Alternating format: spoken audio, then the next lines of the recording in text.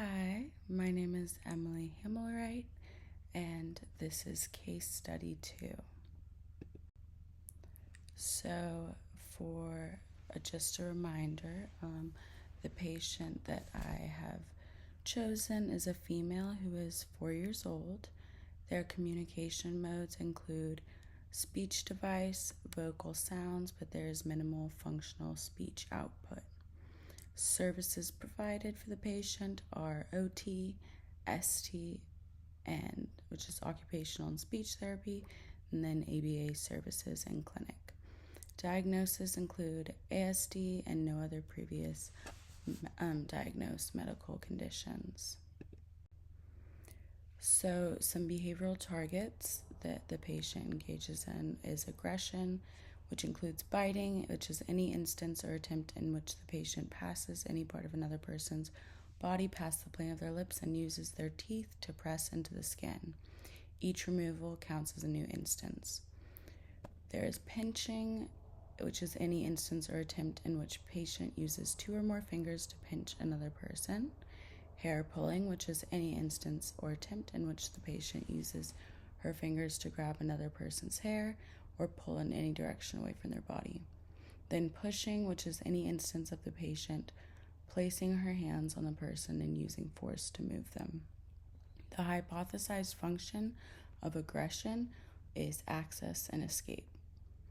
Then there is elopement, which is any instance or attempt in which the patient moves more than 5 feet away from an adult without express permission to do so.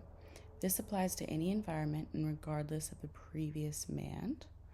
For example, asking to go outside does not permit them to move that far away from the adult when the door is opened, or asking for a toy in another room does not mean that they can move that far away to obtain it without asking go using either speech device, pointing, or a vocal approximation. Non-examples would be playing tag or when adults explicitly give permission to go. Hypothesized function would be access. Then there's screaming, which is any instance in which the patient vocalizes over the typical speaking level. For example, in the same noise level as a loud alarm clock or like a radio, and may or may not occur simultaneously as other targeted behaviors, with 3 seconds marking the inner response time for a new occurrence to be marked. Hypothesized functions include access and escape. Then there is tantrum, which is any episode in which the patient begins vocalizing an ah sound over voice level with or without tears for more than 15 seconds. This may be accompanied by kicking, screaming, flopping, or aggression. Record all co-occurrences of those other behaviors in their specified target frequency counts, and the inner response time would be 30 seconds for each new tantrum episode. The hypothesized function includes access, escape, and attention. And then there is flopping, which is any instance the patient suddenly drops or attempts to drop their body to the ground, or would have dropped if there wasn't an obstacle like an item or person blocking them from dropping. The hypothesized functions include access, escape, and attention. There is mouthing, which is any instance or attempt in which the patient presses an object to her lips and passes an object or body part between the plane of their lips, so having to actually pass through, or make contact with their tongue to an object or body part, not including chewy, eating utensils, food, cup, or drink, and the removal of the item or the tongue counts as a new instance. Hypothesized functions being attention or automatic. So behavioral intervention, I wanted to focus on the behavior of elopement. The hypothesized function was access. And for intervention, we wanted to go with antecedent strategies, including verbal prompt before transition, environmental modification, and providing choices. So verbal prompts before transition would be letting the patient know between 1 to 3 minutes before a transition may occur, especially when it is a transition to something non-preferred, prompting them, we will be done with this activity and going to this one, and this is how much time we have. And obviously also honoring at least one man for more time, but then sticking with that transition following, allowing access to more time once, with appropriate manding. And then environmental modifications would look like knowing that you might be about to place that demand or give that verbal warning for a transition that might not be preferred, having your body in front of the door and blocking access to exits so that you can prevent the behavior from fully occurring. Could also look like having preferred items or tangibles with you to have while prompting that transition, just to give that encouragement and reinforcement through having those preferred items with you during that less favorable transition. And then providing choices could look like asking if they want to go here or there. Obviously, if it is a necessary transition, like for toileting or other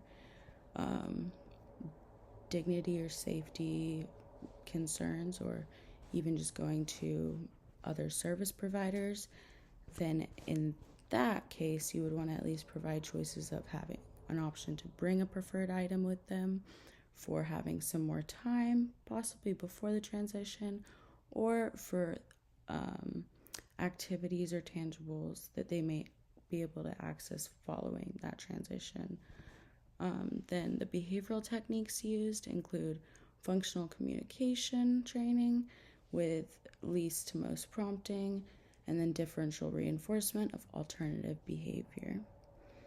Functional communication training just looks like giving that prompt least to most if you see the patient is looking like they want to maybe go to another area, or you follow their eye gaze, follow their just their motivation in general. You want to give them that verbal prompting or give them their device and at least have access to the device in front so that they can easily mand for go. And then you can have success in that functional communication before behavior does occur. Or also using it to redirect once behavior occurs. You want to functionally or use the functional communication training to show how to ask for that access to a tangible or another location in a functional way. And then differential reinforcement of alternative behavior would be giving very high levels of reinforcement when you see the desired behavior occur. So anytime that there is a mand for go or to leave an area before you have prompted that, or without any behavior occurring, you want to heavily reinforce that, give more access to whatever is being desired, give a lot of verbal praise, and really differentially reinforce how significant that behavior is. Seeing the behavior that we want to see, which is functionally asking versus having to engage in problem behaviors. And then consequence strategies include blocking or redirecting, which would look like blocking access to a door, maybe standing in front of it, or redirecting by maybe pivoting the body.